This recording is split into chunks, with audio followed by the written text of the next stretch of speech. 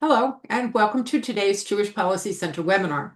I am Shoshana Bryan, Senior Director of the JPC and your host. Our guest today is Hussain Abdul-Hussain of the Foundation for Defense of Democracies. Yes, he was here a few weeks ago, and he is back for two reasons. First, the last time we wandered off into unexpected places, but the feedback was really good from you guys, and you liked his responses, so I thought we'll have him back. But we are going to try to stick to today's subject, which is Lebanon.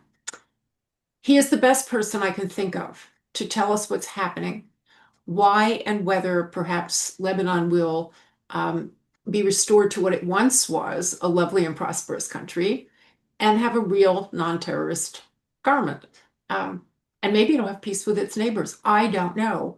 He might, but he will speculate for us. Before we go to Hussain, your JPC commercial, the Jewish Policy Center was established in 1985. We are celebrating our 40th anniversary as a nonprofit organization providing analysis of foreign and domestic policies. We support a strong American defense capability, U.S.-Israel security cooperation, now more than ever, and missile defense. Most important today, we support the legitimacy and security of Israel against anyone who would deny them.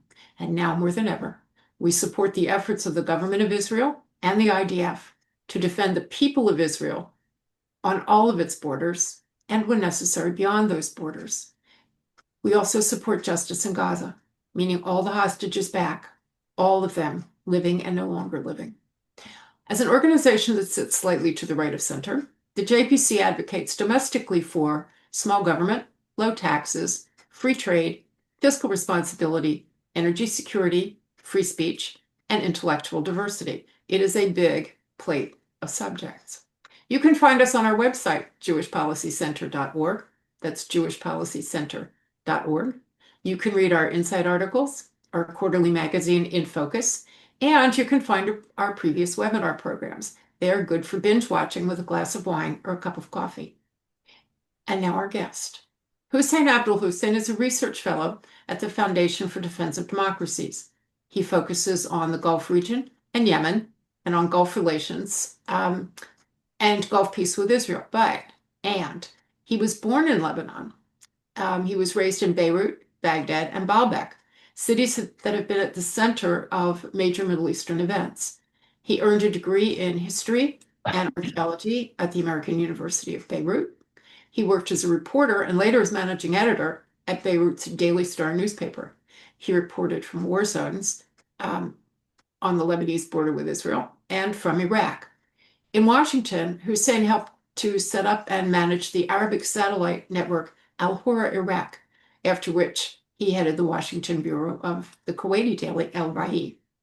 He's been a visiting fellow at London's Chatham House and published in English in the New York Times and the Washington Post. He is one of the few authors in those publications that you should actually read.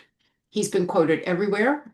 He's a frequent commentator, and he's written for In Focus Quarterly. His article, Why There Is No Palestinian State, is a must-read. So again, back to our website, jewishpolicycenter.org.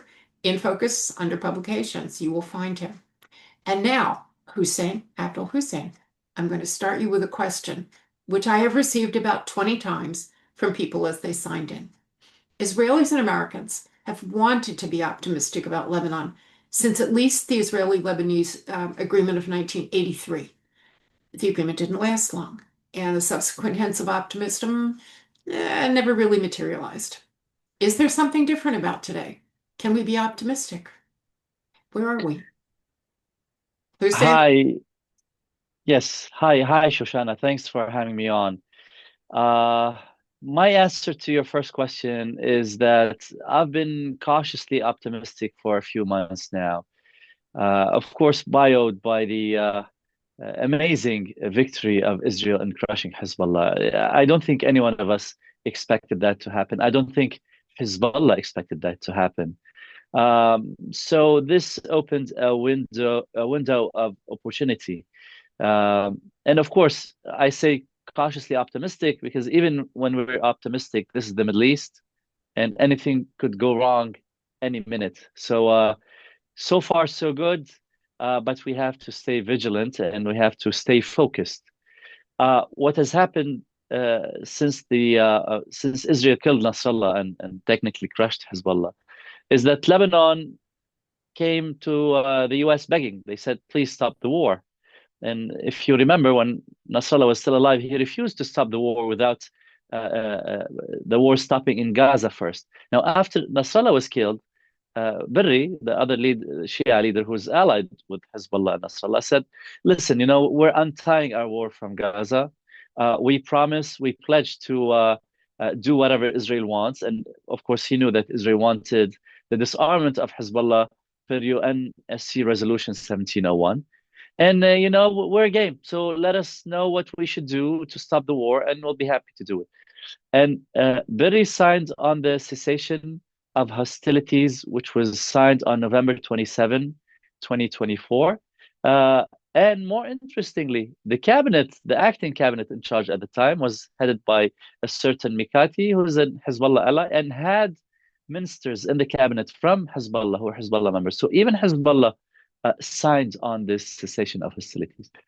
So what happened next was that Lebanon elected a president. It elected a new prime minister, appointed a new cabinet. The process started rolling.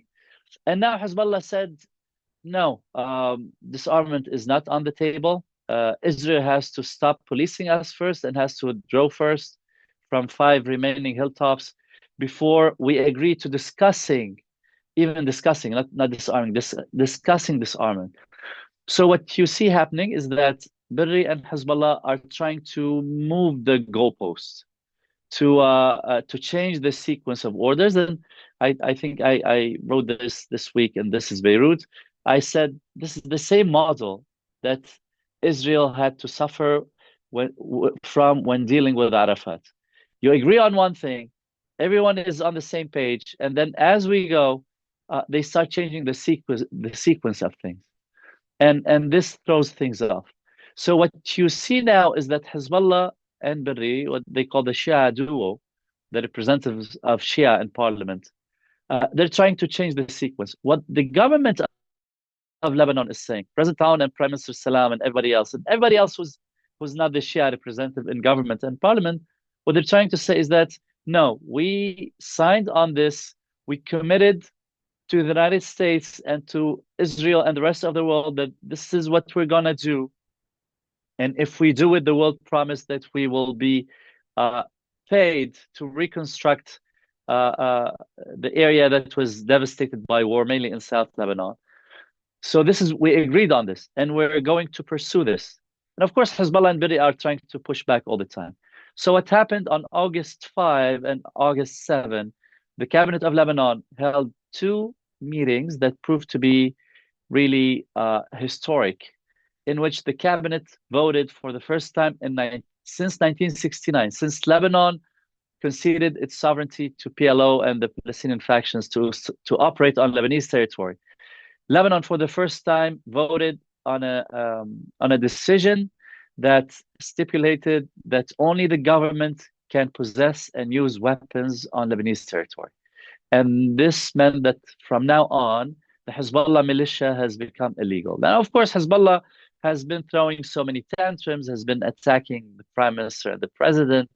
But it is fortunate that the cabinet has insisted on its position, and it tasked the Lebanese armed forces to come back to them with a plan on how to disarm Hezbollah before the end of this year.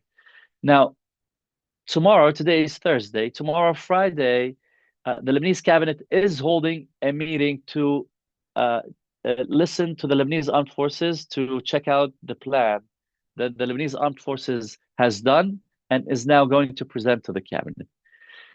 Now, there's a trick here, because the government set the deadline for disarming Hezbollah. What I hear from Beirut now is that the Lebanese armed forces are saying we do not have the resources or the capabilities to do it in such a short time. So what the Lebanese armed forces are saying is that we need 15 months to get Hezbollah disarmed over all of Lebanese territory, whereas the deadline given to them, the end of this year, is only 4 months. So how do we reconcile these two realities, the deadline that the cabinet has given, and the real timeline that the Lebanese armed forces have given, this remains to be seen. Now, mind you, time is of essence because in May 2026, Lebanon goes to parliamentary election. And Hezbollah and Berri are really counting on this election, thinking that if they manage to re-win all the 27 seats in parliament, Lebanese parliament has 128 seats. If Hezbollah and Berri manage to keep the 27 seats, then the speaker will be one of them.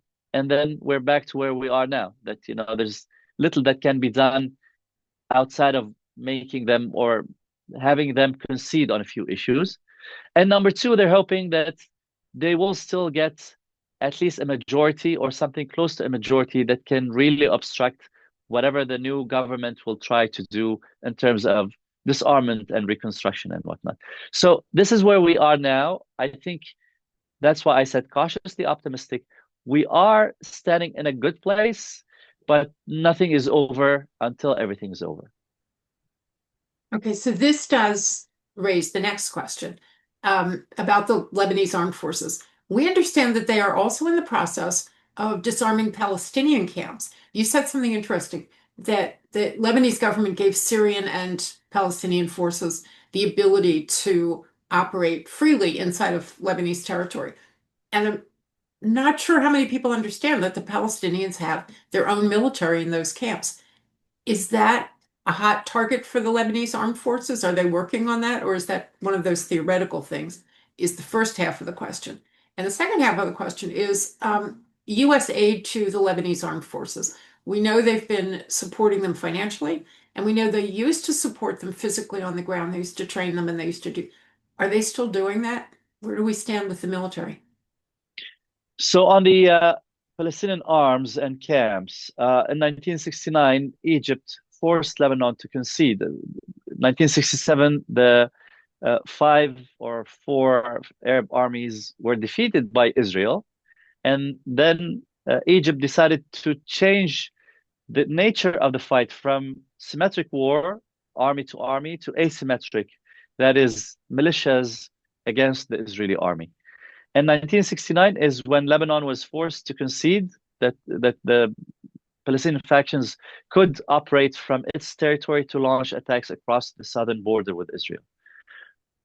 Jordan was also another country that was supposed to allow the Palestinians to do the same thing, but Jordan turned out to be wise, and it ejected the Palestinian factions, disarmed them, threw them out of the country. All of them moved to Lebanon, and their armed factions was the reason why the Lebanese Civil War started in 1975, because the Lebanese state said, listen, this is our state. You can't really drag us into war with Israel. The country split, and that's how the Civil War started. The Civil War started in 1982. Israel invaded Lebanon, ejected the Palestinian armed forces, including Arafat. Now, a few remnants of these forces remained. Lebanon used to have 12 Palestinian camps after 1950. I think now there are 9 or 8. A few of them were destroyed. Tel Zatar was swept by the Christian fighters in 1976, I think. You have Nahr al-Bared in the north, was also wiped out a few years back during clashes with the Lebanese military. Long story short, what they have are 9 camps. A few of these camps still have arms. Now, I wouldn't say that these arms threaten the sovereignty of the Lebanese state.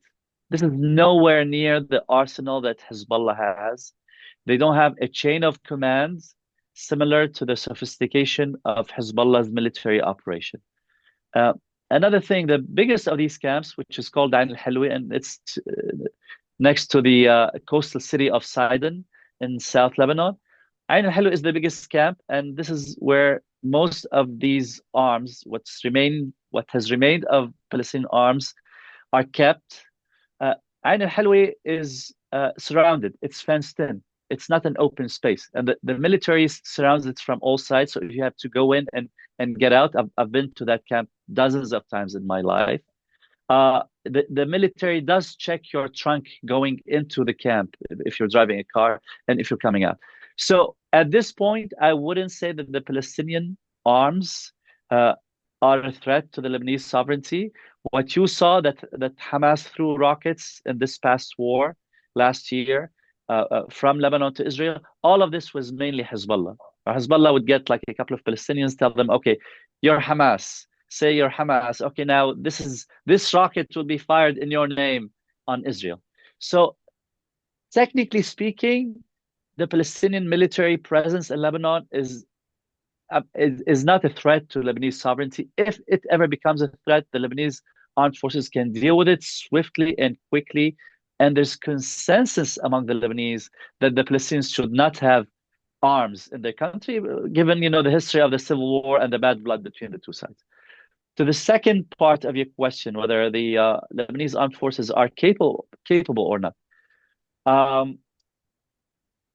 Few years back, we decided that we have to bankroll the Lebanese military. After 2019, the Lebanese economy collapsed, free fall, completely collapsed. The government stopped paying, or the government was actually paying salaries, but the salaries turned into, if you're a soldier, probably be paid the equivalent of $1 a month, which is not really money.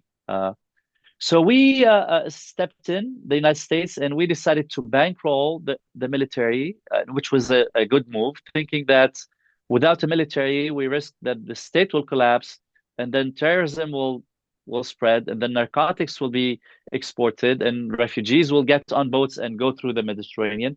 So we decided to bankroll the Lebanese security and armed forces, and we were paying these guys $72 million every 6 months. So $144 million a year. Now mind you, that's not a big number in US terms, but it's the annual budget of the Lebanese armed forces.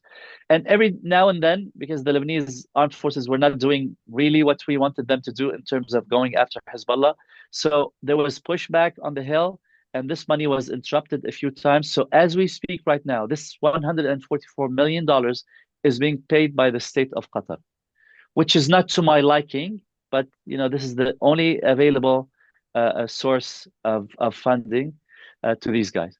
So and mind you, that 144 million, this barely pays for the salaries of these troops. There are some troops who are taking a second and a third job to make ends meet, which shouldn't be the case. And if people are in the military, they should be in the military, not in the military and working as valet parkings or nightclub bouncers.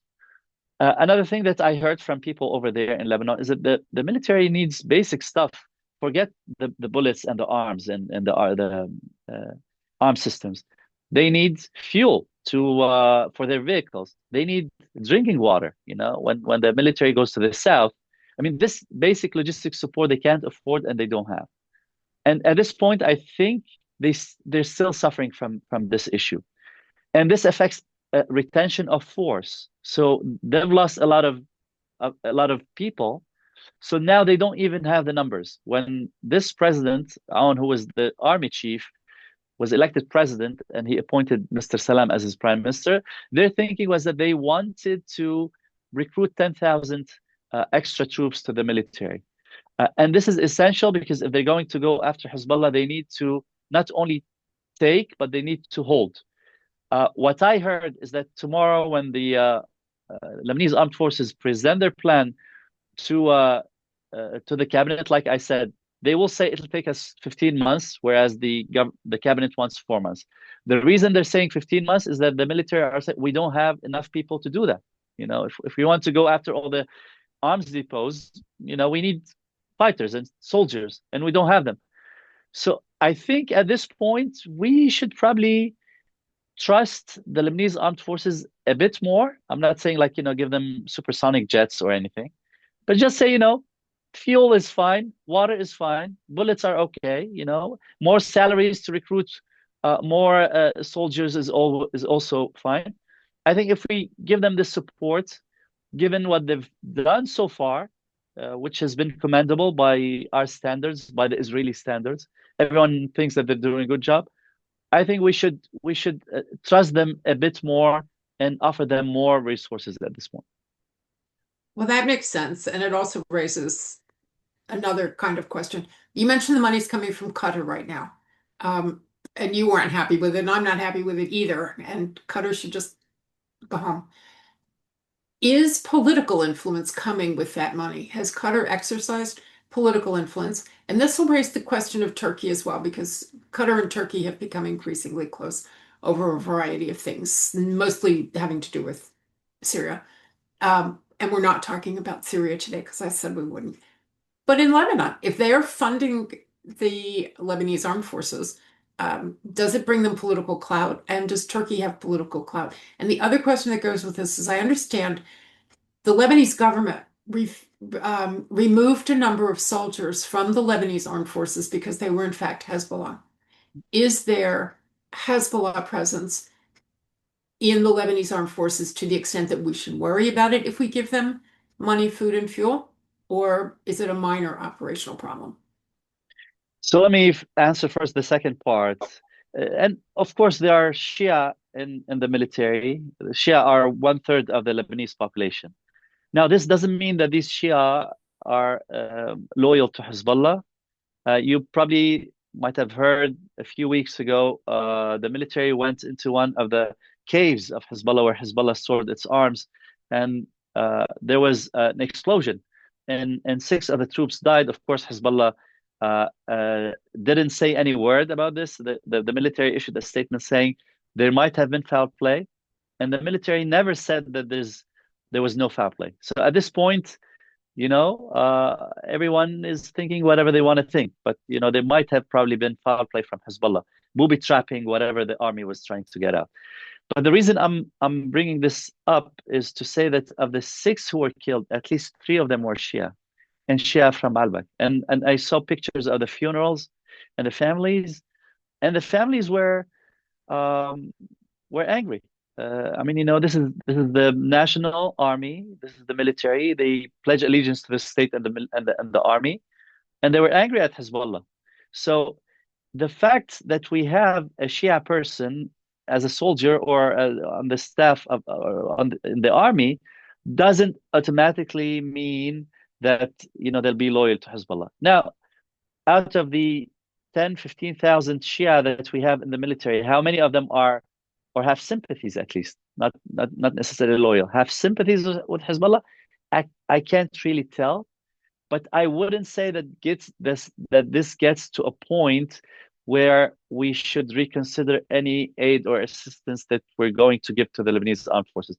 I think the higher up we go in the ranks of the military, the more loyal these people become to the army. Like every army, the army usually has its own ideology, and it trains its people not only in term on arms, but also on how to be a patriot, how to be loyal to the military and to the country and to the constitution. So the Lebanese military has all of these things, and it is well respected. I don't think that Hezbollah will ever go on a clash head to head with the Lebanese army. For one thing, it's because the army is popular among the Lebanese. It enjoys the support of the Lebanese. So I'm okay with the army now. I think if we give them more assistance at this point, I think this is something we should do. Now, going back to Qatar and to Turkey. Before we go back to Qatar, you've opened another door here, so it's your fault. Okay, I fully agree with you that all Lebanese Shiites are not Hezbollah. I mean, that's a ridiculous thought. However, I have heard concerns among Lebanese Shiites that without Hezbollah, without some armed presence that kind of belongs to them, they as an ethnic and religious group inside of Lebanon will be at risk of retaliation from other groups, from Christians, from whatever's. You saw it in Syria. The Alawites were attacked by al-Jawlani's forces, and I think that was reasonably so in the sense that they oppressed the other people. So how realistic is it to think that Lebanese Shiites, non-Hezbollah Lebanese Shiites, are afraid that they will need assistance in staying safe? Okay, well, that's a great question, and here are a few points in response. Number one, the Shia are not a minority in Lebanon.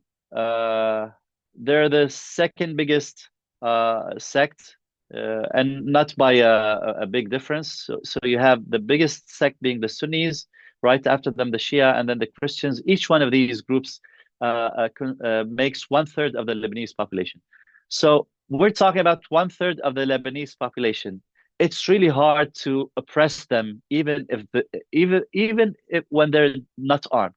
In the case of the Alawites are barely 20% of the Syrian population. And in the case of the Druze, they're barely 5% of the Syrian population. So in the case of Syria, we're talking about actual minorities in terms of numbers. So that's a disadvantage that the Shia don't have in Lebanon. They have the advantage of having the numbers. Number two, retaliation and revenge usually happens after civil wars when two or more groups engage in going after one another in terms of massacres. And this happened during the Lebanese Civil War, especially in the mountain between the Maronite Christians and the Druze. And after that, when the civil war ended, there were reconciliation and money was paid to both sides, and things were sorted out. In the case of Hezbollah, there's no clashes. There has been no clashes between the Shia and any one of the sects of Lebanon. There's no blood that was spilled between the Shia, say, and the Sunnis, or the Shia and the Christians, or the Shia and the Druze.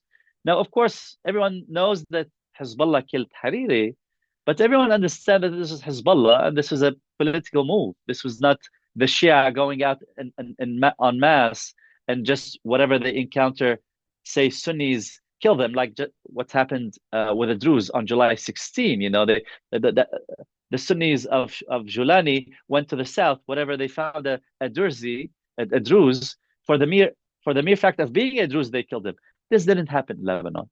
So I think when the Shia use this, they use it as an excuse. Hey, listen, if we give up our arms, Israel will come in, to take revenge. Julani will come in because the Hezbollah fought in Syria, so they're thinking, okay, maybe now the Syrians will want to take revenge on us. I don't think any of these threats are real, and I think with a strong Lebanese military and a capable Lebanese state, I think the state would be more than capable of defending, any attack, warding off any attack that might go the Shia way. So I don't think this is a point that we should worry about as policymakers. I think that's an important distinction that you've made there. Thank you. So now we can go to Qatar and its influence on Turkey's influence. Sure, sure. So this is what we have. Of course, everyone knows what Qatar does. I mean, they support Muslim Brotherhood and Islamism here, there, in California and Beirut, everywhere. So that's Qatar, and that's something much bigger than this session. Now, what we have happening, and this is also something big that's unfolding, but I invite everyone to keep an eye out for it. The weakening of the Islamist Iran regime has given the space and opportunity for the Islamist Turkish regime to try to take over, and succeeded as being the empire that's controlling the region. And what we see now, Turkish President Recep Tayyip Erdogan and Hakan Fidan, his foreign minister, who until very recently was his intelligence chief, these two guys are expanding. If you thought that Qasem Soleimani was running the Middle East 10 years ago, remember the name Fidan. He'll be our new Qasem Soleimani. And these guys are going fast and deep inside of Syria to dominate Syria, to make sure that whoever is ruling Syria is a puppet of Turkey. And they're doing a similar thing in Lebanon. Now, Lebanon is still way too early. What they're doing in Syria is the result of 10 years of nurturing and sponsoring and protecting militias that were governing the border provinces between Syria and Turkey. Now, we don't have an exact similar example that's happened in Lebanon, but we have something that should be a warning sign for all of us. A few weeks back, a few months back, the Lebanese held their municipal and mayoral election. And if you look up the areas that are predominantly Sunni, mainly the north, Tripoli and the north, and the capital Beirut, you will find out that the majority of the votes went to pro-Turkey, pro-Qatar candidates. So the moderates, the ones who used to support Rafiq Hariri, the ones who used to support Saudi Arabia, were wiped out. Not disappeared, but wiped out, lost significantly. And this is the fruit of the Saudi policy of pulling out from Lebanon between 2017 and 2024, I guess, 2023. The Saudis pulled out completely of Lebanon after decades of having influence and having proteges and supporting Hariri. You know, the Lebanese prime minister is usually Sunni, and this Sunni person is usually connected to Saudi Arabia as the biggest Sunni power in the region and the world. So when this stopped, this gave space to the Turks and the Qataris to move in. So as we speak now, the balance of power inside of Lebanon tilts toward Qatar and Turkey, which means it tilts toward the Muslim Brotherhood and the Islamist brand of Islam, not the moderate Islam that the UAE and the other guys and the Saudis are towing. So this is the balance that's now tilting in Lebanon. I'm afraid that it might shift drastically in the favor of Turkey and Qatar, given that Syria itself, which is much bigger than Lebanon and right on the border of Lebanon, if Islamism keep on spreading in Syria the way that it's spreading now, there's no way that it'll stay out of Lebanon. Especially the Tripoli to the north is really connected to Syria. There are areas in Lebanon that that are really connected without any concern. Now Beirut is removed. If you want to get from Damascus to Beirut, you have to go over the Beqa Valley and the mountains. So that's a lot of Shia and Druze and Christians before you make it. But in the case of the north, the Sunni connection over there, is there for everyone to see. So that's something that worries me. So there are a lot of people playing in Lebanon. For a little country, there's a lot of people that want to play. Raising the question, the U.S. envoy Thomas Barak has been in Lebanon, he's been in Syria, he's been in Turkey, he's been everywhere. Is he, I don't want to say pro-Turkey, he's pro-US, but he has, in more than one case, sort of sided with Turkish interests. Could this be a longer term problem? Yes, and there's a reason why we appoint different ambassadors to different countries, and that's because we assume that the mission of each one of our ambassadors is to improve our ties with the host country and to defend our interest in the country where they're serving. So now, in this case, there's a clash of interest because the person who's our ambassador to Turkey, Mr. Barak, is also our envoy to Syria. And we know that Syria has ambitions we know that Turkey has ambitions in Syria. So that doesn't really make sense to me. We should have had someone different on Syria so that he and Mr. Barak would, not be on the same page all the time. Each one of them will have to defend, the country that they represent and our interest in that country. And the cherry on top is that Mr. Barak just appointed himself as the envoy to Lebanon. So now he has these three countries. And if he's the one who's hanging out with the Turkish government, because that's his job, of course, being close to the Turkish government, it doesn't make sense that he comes from Turkey and gives instructions to what the Lebanese should and should not do. And this is only diplomacy in terms of ABC diplomacy I'm talking about. Now going to Mr. Barak himself, I think he's given and posted and issued statements that have been catastrophic, some of them nearing full diplomatic blunder. I'll give you an example. He negotiated an outline that was called the Barak paper. And this outline was a phase sequence of steps that Lebanon, Hezbollah, and Israel should do for the disarmament and the demarcation of border to take place. Now, number one, this doesn't make sense because the cessation of hostilities itself was called the mechanism. The reason we have the mechanism is because Israel said, listen, we have a resolution 1701.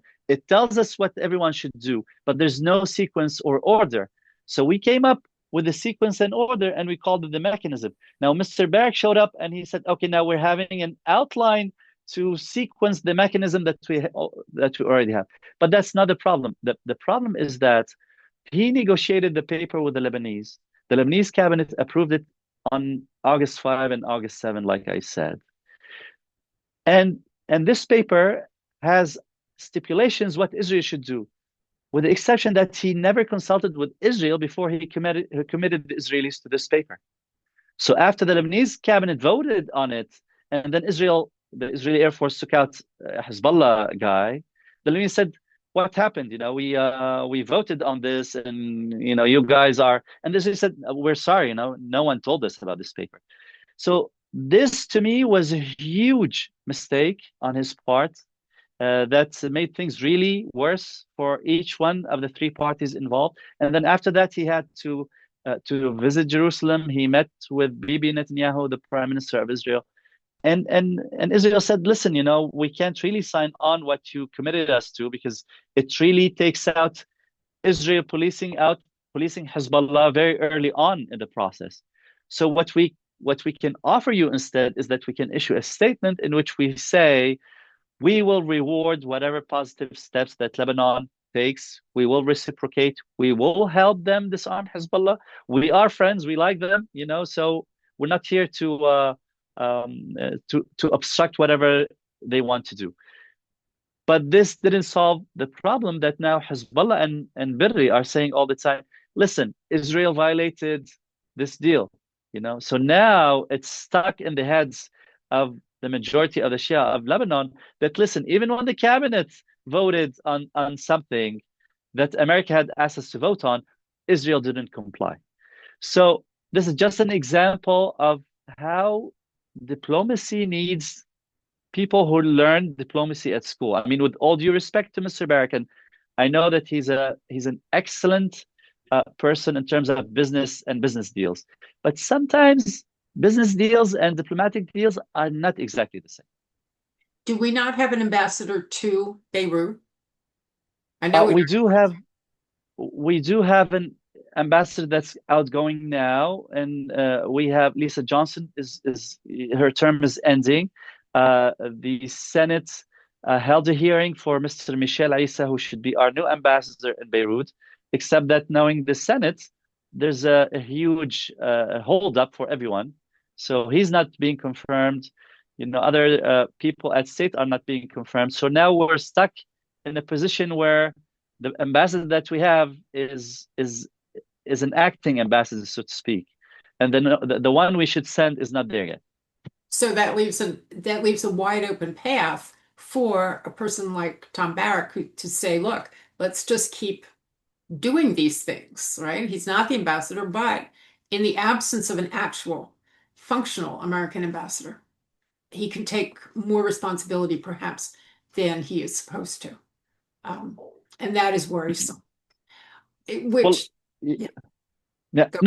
think, look, I think we have a good team in Lebanon. I think, to be fair, he's done some good deeds. And Morgan Ortegas, who started on working on Lebanon before Mr. Barak showed up, was doing great. And now she's back on the team. So I think now the team is going overall in a positive direction. Now, not, such missteps like the outline that I talked about notwithstanding, but I think, there's room to fix these things. And if we keep on pushing the Lebanese state, supporting the LAF, pushing them in this direction and staying focused, on what they have to do, like I said, still cautiously optimistic. But it's really advisable to let Mr. Barak focus on our relationship with Turkey. Turkey is not a small country. They're a NATO ally. There's a huge number of issues that we agree and disagree on with the Turks. So, and that's a lot to handle. So there's no reason why we should have one person just to Turkey and do Syria and then do Lebanon on top of it. and send him to talk to the Israelis. That's like four countries. That's half of the Middle East probably on one trip. That's most of the important ones. Okay, so now we've seen how the Lebanese are maneuvering, how Qatar and Turkey are maneuvering, how the United States is maneuvering. Stick France in there for a second because the French keep wanting to be important. I mean, they clearly want to be. Macron needs to be important someplace because he's not important at home. So, what are the French doing in Lebanon? Look, I think the best way to understand how the French operate is to think that after President Trump pulled out of the nuclear deal with Iran in 2018, they tried their best to keep two big contracts that they had with the Iranians. In the window of 2 years, Total signed a 5 billion contract to develop the southern oil field Pars in Iran. And Airbus signed a 30 billion or 25 billion deal with the Iranians. So the French had roughly 30 billion. And between 2018 and last week, they were still trying to keep these contracts going. So most of the time, what the French do is that they see contracts, even or especially if these contracts are, not anyone would touch them, like in this case. So in the case of Lebanon, I think, to sum their behavior in one word, their behavior has been destructive. I mean, if you take the French out of Lebanon and everything connected to Lebanon, I think it'll be a net positive. They've been in touch with Hezbollah for a long time. They've been spoiling Hezbollah for a long time for no obvious reason. They probably hope that they will they will win the contract to rebuild the port of Beirut, which was obliterated in the 2020 blast. So at this point, I don't really see coherent French policy in the interest of Lebanon first, and then of France and the allies of France, Israel, the United States, everybody else. It's just a mishmash of policy and politics that changes by the day, depending on the contract, depending on who they talk to. I mean, as someone who's been in Lebanon all my life and who's done Lebanon all my life, I think if France gets out of Lebanon, that'll be in the best interest of everyone. Okay, so now we need to get France out. We need to get Qatar out. We need to get Turkey out. And we need to get UNIFIL out. Hussein, tell us the story of UNIFIL. You've met with them. I've met with them. Tell us about UNIFIL and tell us about this decision to terminate their mandate. Well, the biggest irony about UNIFIL is their name, because we know that UN interim force in Lebanon, and this interim was set up in 1978. So that was 47 years ago. So, I mean, for an interim force, that's a long, long interim period. And throughout this period of time, just try to think of one exchange of fire that UNIFIL stopped or managed to negotiate to stop. Or, I mean, the guys are spectators, and those who know them know that they spend their evenings hanging out, enjoying Israeli nightlife, and then they drive back to Rosh Hanikra, Nakura crossing, and that's it all day long and getting paid for it. Now, why I want them removed, number one, was because they took agency out of the Lebanese government. So the Lebanese government became reliant on these guys as the conduit with the Israelis. If anything wrong goes with the Israelis, the Lebanese never talk to the Israelis, even though they're just across the fence. They go to the UN and UNIFIL, and then UNIFIL has to talk to the Israelis and come back to them. So there's no reason why we should pay to have an extra layer between two neighboring countries. Number two, they gave a false sense of observing things and keeping things peaceful when we know that Hezbollah was digging tunnels right next to their headquarters. And of course, Hezbollah knew that Israel will avoid to strike in an area next to UNIFIL. So they used that. They exploited this thing. And number three, the annual budget of UNIFIL is 500 million a year. I think we, the United States, probably pay 200 of these millions. Now think, what do they do with this money? They don't use them for bullets, they never shoot. They don't use them for anything that's military. If you if you check out their page, the UNIFIL page, you will see that they dug a well in that village. They fixed the sidewalk of another village. So this money ends up going to support the villages of the supporters of Hezbollah. So, so this 500 million ends up supporting Hezbollah's economy in the south. I mean, if each one of these guys bought a sandwich, that's a whole lot of sandwiches and money that, in the southern Lebanese economy. So this became a sacred cow that the French kept on feeding. Again, the French, no one knows why the French do that, except that they have a big contingent of the French troops with the UNIFIL. But there was no reason why the UNIFIL should stay. So I'm happy to see that starting with the cessation of hostilities of November 27, UNIFIL was not even mentioned, unlike in 1701, when UNIFIL was expanded from 2,000 to 15,000. UNIFIL was not mentioned. It was understood that UNIFIL is useless and irrelevant. And I'm really happy that President Trump just killed the force. Now, to be nice to the Europeans, we gave them a 16-month final round, but I'm hopeful that after the 16-month, this will be part of history and it'll be behind us. So it seems that we would spend our money better taking it away from Lebanon, away from UNIFIL and giving it to the Lebanese armed forces. Why did President Trump give them 16 months? It seems to me that you have a series of conflicting things here. You have the Lebanese armed forces, which claims it needs a certain amount of time to do its job, and then UNIFIL has a different amount of time to do whatever it isn't doing. Why did he give them 16 months? Well, yeah, my understanding is that this has to do with politics with the Europeans. France came to the Security Council with the resolution, the renewal resolution, the annual renewal resolution. They used to renew the force every August. So the French came to UN Security Council with this resolution. And the only way for us to stop it was to veto the resolution. And this is something we don't do with allies like France and Britain. We try to avoid that. So short of escalating this all the way to an open confrontation with the French, I think the best compromise was just to tell them, okay, we'll do it this time, but this is final. And I have to commend the U.S. mission at the UN, because they insisted on the word final, even though the French was trying to say, okay, final, but after that, we discuss what happens next.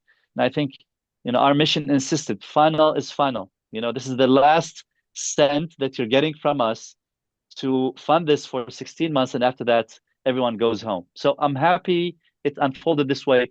It would have been much better had we just killed it and said, okay, no renewal. August is over, you go home. But again, we have allies, the Europeans are there, too many complications.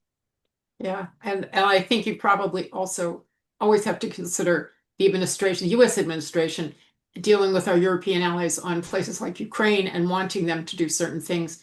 And so it's really a bad idea to have open confrontation over this sort of thing. I mean, seems to me one of those places where a little bit of U.S. backtracking or U.S. compromise is not. Absolutely. And we were trying also to convince French to endorse snapback, which is really important. So they did with the Europeans. So they were giving us something, so we had to give them back on other things. Now, granted, the French are going all the way to the two-state solution, but that's a different story. But there's always give and take between us and the Europeans over this. Yeah, well, the two-state solution is something. See, that would take us way away from where we are now, and we're not gonna do that. However, there was one country. I mean, you alluded to. We really talk about, and that is Iran, which had big investments made in Lebanon and in Syria, all of which appear to be wiped out. Now, in your view, both in Syria, and we're not really going to do Syria, but in your view, are the Iranians out? Is this too now non-Iranian spaces? Uh, yes, I think to a large extent, the only threat from Iran in the region at this point is the ballistic missiles. The ballistic missiles that Iran would fire on Mhm. Israel or anybody else, and the ones that come from the Houthis in Yemen. But in Syria and Lebanon, at this point, I wouldn't say that the Iranians remain as a significant threat to Israel or to anybody else. Now, in Lebanon, you know, and we talked about how the Shia would feel if they get disarmed. In Lebanon, the arms of Hezbollah have two functions. Number one is as the Iran function against Israel, but number two is the Shia against the rest of the Lebanese. So that part has a communal angle to it. But when Hezbollah is disarmed, and even if it's not disarmed, at this point, if you remember 2 years ago, anytime we mentioned the word Hezbollah, we said after that the 150,000 missiles trained on Israel. Now that's not an issue anymore. So thankfully, this is out. So we understand that as a threat to Israel, Hezbollah is not what it used to be. Now, granted, Israel must keep on policing Hezbollah, otherwise it'll reconstitute. And I think the Iranians would be happy to foot the bill to see the Hezbollah regroup and rebound. And if the Lebanese army has not disarmed them, then we'll have to have the IAF doing what it's doing now, just staying in the air, making sure that they do not regroup. But that's it. The investments that the Iranians invested in Syria are gone. And the reason I say they're gone is that when they gave Assad all this money, they took in return either real estate asset like vast tracts of land or state facilities, the electricity production, or all of this is gone with Assad now. I mean, Assad doesn't own anything in Syria, and so does Iran. And the same thing applies to Lebanon. All the investment in Hezbollah, I think all the arms are now, most of the arms are now gone. So Iran doesn't threaten Israel in Lebanon and Syria at this point. And like I said, I'd be really focused on Turkey. Turkey is building its militias in Syria the exact same way that Iran used to build them. And I think it won't be long before you start hearing about Islamist militias in southern Syria threatening Israel, with the 150,000 missiles like we used to say about Hezbollah.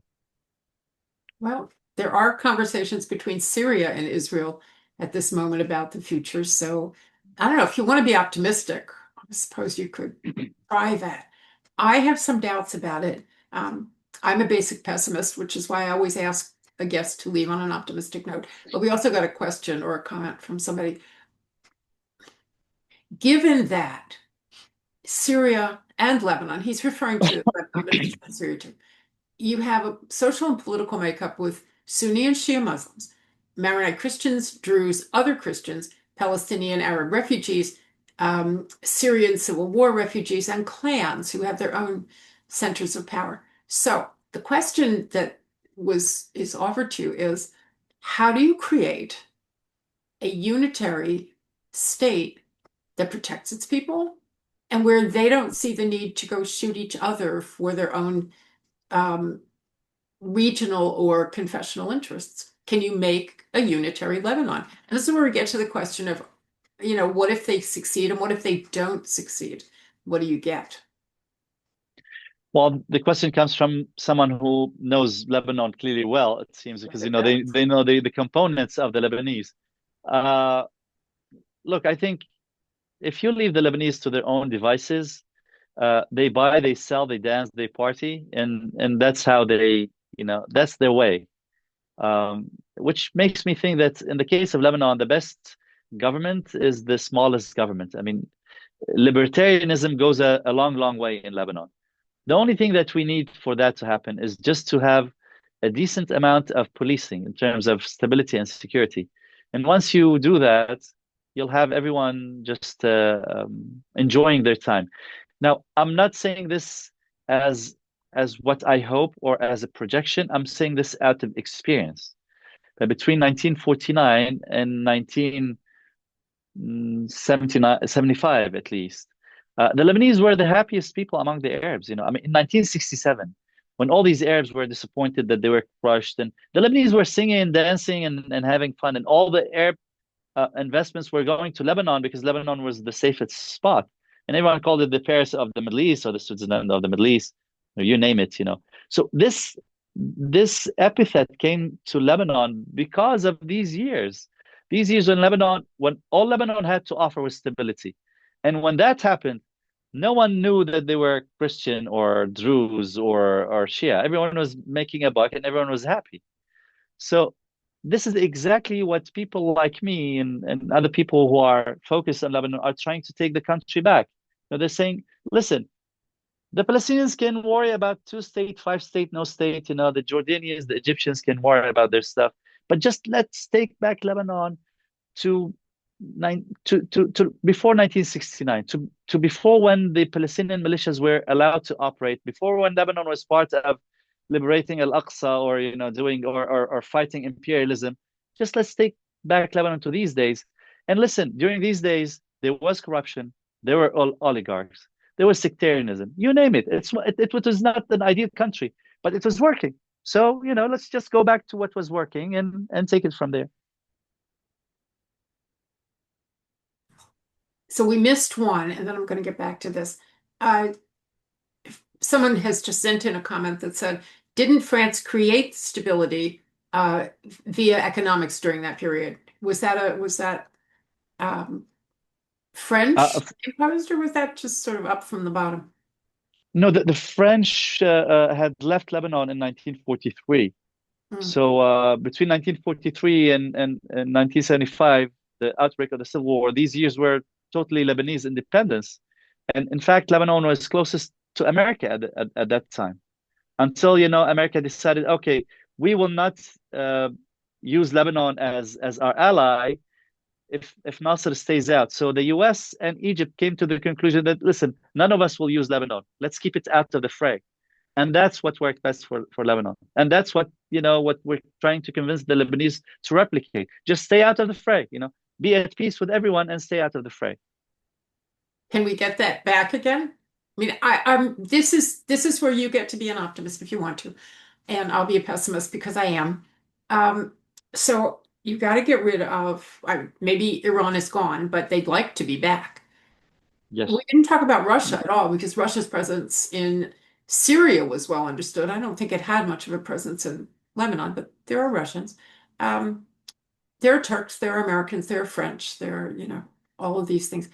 And if you're right, and you're right because the history of Lebanon shows that you're right, that in the period in which nobody asked the Lebanese for anything political or military, the country was stable and the country was, as they say, the Beirut of the Middle East.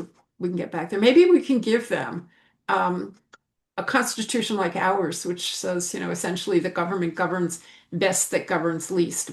But can we? And if this fails, how much trouble is the region in?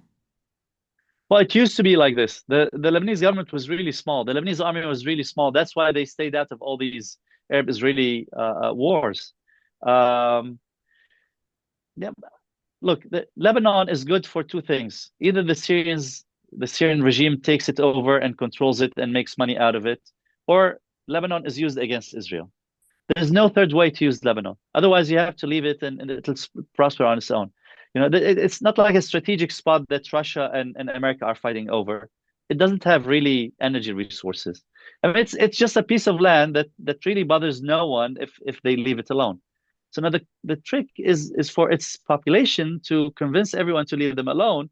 And this doesn't happen often. From time to time, what the Lebanese do is that in an attempt to overpower their domestic rivals, they connect with alien powers, like the Shia did to beat everybody else, or before them, like the Sunnis did to beat the others. So if you can get these people to understand that your best bet is just to stick together and let go of the region, I think, and by the way, I mean, that's not only my idea. The patriarch of the Maronite Christian Church says this, a bunch of other leaders, they say this all the time, take us back to neutrality. So if we can get them back to neutrality, I think they'll be in a much better position. I'm going to count that as an optimistic view. And I'm going to take this moment to thank you for doing this with us. Um, it's really very enlightening. I know that we don't get a lot of proper news about what's coming out of Lebanon. I mean, you really have to look for Lebanon in the newspapers if you want to understand. So this has been enormously enlightening. Um, and I hope you're right. I would settle for neutrality. Somebody did just pop in and ask, will Lebanon join the Abraham Accords? And that's a dream for when the Messiah comes, I think. But I think Israel would be perfectly happy to have a neutral Lebanon and a stable Lebanon and a prosperous Lebanon, and that would work. So if you're going to bet on neutrality, we're in the bet with you. No, look, I think Abraham Accords for Lebanon is something that I do day and night, and many others like me from Lebanon. I think if left to their own devices, the Lebanese would go for peace overnight. The Lebanese are just people who enjoy connecting with other nations. They're all over the place. They live in all over the planet. Yeah. So this is not something unheard of for the Lebanese. We only need to get all the cause and all the anti-imperial forces and everyone who's trying to liberate anything anywhere. We have to get them away from Lebanon. And I think at this point, look, I mean, this summer, which is not an ideal summer, if you look up all the footage coming from Lebanon, everyone is dancing and having fun. And we haven't even made it to disarmament and the shore of safety yet. So just imagine, Hezbollah's disarmed. I think the footage will be much, much more of happiness and dancing and people enjoying their time. I hope so. Hussain Abdul-Hussain, thank you once again for a great program. Thank you.